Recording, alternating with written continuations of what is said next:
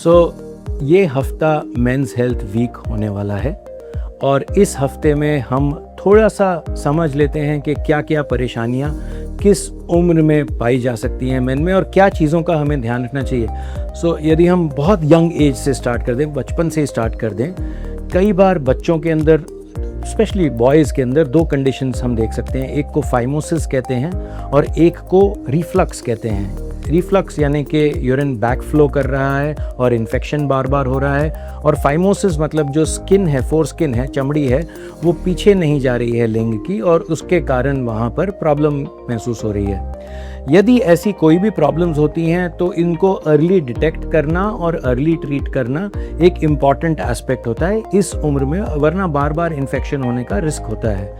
उसके बाद जो नेक्स्ट चीज़ जो कई बार हम स्कूल गोइंग चिल्ड्रन में एग्जामिन करके पा सकते हैं, जिसको कि हम टेस्टिकुलर डिसेंट, यानी कि जो अंडकोश की गोलियां हैं वो जगह पे नहीं पहुंची हैं और वो अनडिसेंडेड टेस्टिस जगह से बाहर रह रही हैं, उसके कारण टेस्टिकल का ग्रोथ नहीं होता है, जो हार्मोन आना है शरीर में वो नहीं आता है और उससे रिलेटेड जो आगे जाकर स्पर्म प्रोडक्शन होनी है वो अफेक्ट होती है। ये डिटेक्ट करना और ट्रीट करना ज़रूरी है in this preschool age, क्योंकि अगर इस उम्र में इसको ट्रीट कर दिया जाए तो इसके नेगेटिव इफेक्ट नहीं पाए जाते हैं। यदि इस एज में इसको डिटेक्ट नहीं किया जाता है और ट्रीट नहीं किया जाता है तो जो बेनिफिट्स हमें इसको जगह पे लाने के मिलते हैं वो सारे लूज़ हो जाते हैं और हार्मोनल प्रोडक्शन, स्पर्म प्रोडक्शन सारी की सारी नेगेटिवली अफेक्ट हो सकती है। इसके बाद जैसे उम्र बढ़ती है तो फिर थोड़ा सा स्टोन डिजीज़ और प्रोस्टेट से रिलेटेड इन्फ्लेमेशन या इन्फेक्शन के इंसिडेंट्स बढ़ जाते हैं। यंग एडल्ट्स में, और यंग एडल्ट्स में एक और हम बहुत कॉमनली देखते हैं, दो तीन चीज़ें। आप जिम जा रहे हैं, आप जिम सप्लीमेंट्स यूज़ कर रहे हैं, उन हार्मोन्स या स्टेरॉइड से आपके शरीर पे नेगेटिव इम्पैक्ट होते हैं, या आप प्रोस्टेट रिलेटेड इन्फ्लेमेशन से सफ़र कर रहे हैं, या आपने कुछ सेक्सुअल एक्टिविटी ऐसी कर ली है, अनप्रोटेक्टेड कर ली है, गलत जगह पे कर ली है, जिसके कारण सेक्सुअली ट्रांसमिटेड डिजीज़ेज़ के आप शिकार बन जाते हैं। तो इस एज में बहुत ज़रूरी है एक तो इनसे बचना, सावधानी रखना, और यदि ऐसा कुछ हो जाता है तो उसको समय पे ट्रीट कराना। यहाँ पर एक HPV, जिसको हम, ये वॉट्स मसे किस्म के बन जाते हैं, हम इनको जेनिटल वॉट्स कहते हैं क्योंकि ये जेनिटेलिया जो सेक्सुअल ऑर्गन्स हैं उसके अराउंड ही बनते हैं। इसमें वैक्सीनेशन काम आ जाती है। अब मेन के लिए भी वैक्सीन अवेलेबल है जो उनको प्रोटेक्ट करती है और उनके पार्टनर्स को कैंसर से प्रोटेक्ट करती है, तो बहुत ज़रूरी है। इनफर्टिलिटी से भी प्रोटेक्ट करती है, तो बहुत ज़रूरी है। यदि आपकी सेक्सुअल एक्टिविटी इस तरह की है कि जहाँ पर रिस्क है तो आपको वैक्सीन लेना ज़रूरी है।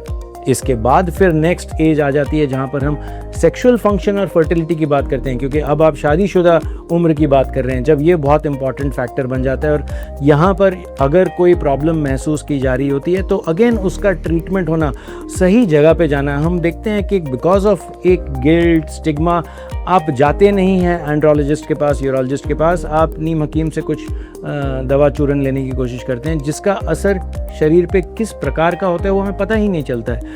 ये बहुत ज़रूरी है कि पहले इसका सही डायग्नोसिस हो और फिर अकॉर्डिंगली उसका अप्रोप्रिएट यानी कि सही इलाज हो, और इसके लिए इलाज मुमकिन है।